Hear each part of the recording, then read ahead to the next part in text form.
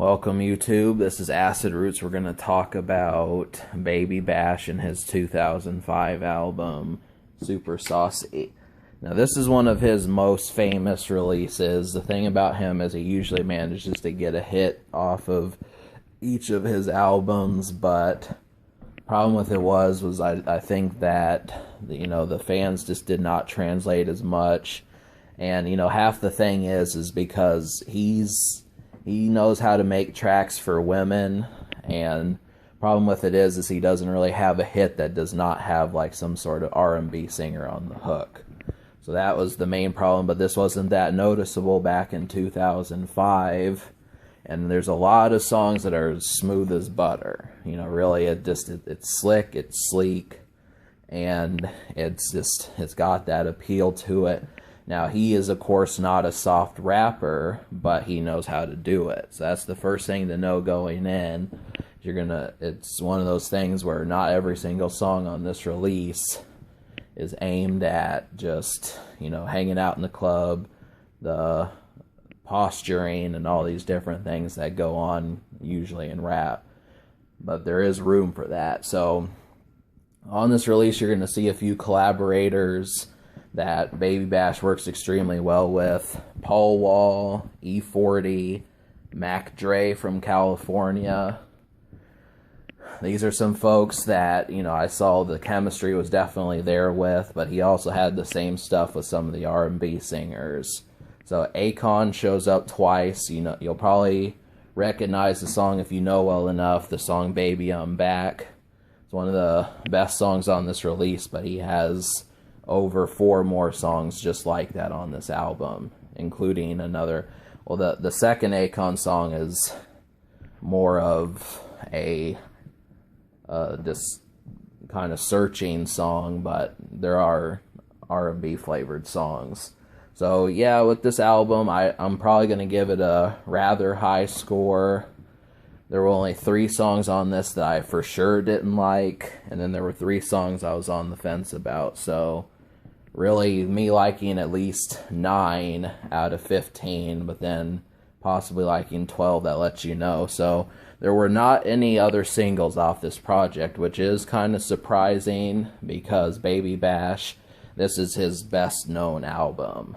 And thing is it's kind of like, well, yeah, I mean, the Akon song, this was definitely good looks for him, but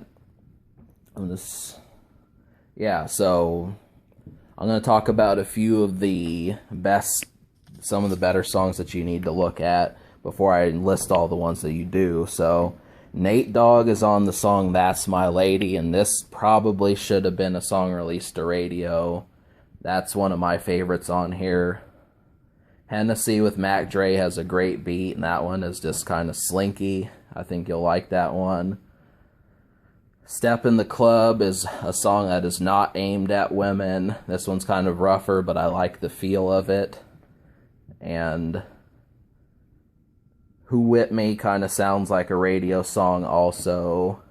Super Saucy, the title track with Avant, is another one. This one has a ballad feel more so than like a standard R&B type radio song that you would hear. This one's a little bit more personal, and it takes a little bit of getting used to, but it is pretty good. I think really, you'll notice the mellow feel of the beat and the lyrics and that sort of thing, and this is supposed to be a calmer version. So those are some ones, but now I'm going to list the 9 songs that you need to hear. So Baby I'm Back, That's My Lady, Keep It 100, Step in the Club, Bubblicious, Who Whipped Me, Hennessy, Super Saucy, and Better Than I Can Tell You. Those are the songs at least that you need to hear. Songs I was on the fence about was the song Throwed Off, That's What the Pimpin's There For, and No Way Jose. Throwed Off, I just didn't really like the hook, and that's about the only problem with it. I mean, when you get to the verses, it's pretty good, and yeah, I mean, that one, I liked the rest of it, but it was just the hook that I didn't like. Normally I don't care, but that one just didn't do that well for me. That's What the Pimpin's There For. Good song, but I just don't know how many people are gonna go to that specific song by Baby Bash.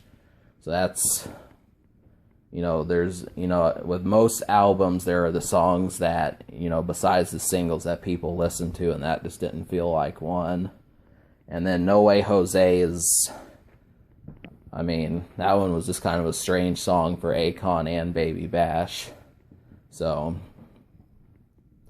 but yeah, so basically I'd say I'll give this album like an 8 out of 10, a solid 8.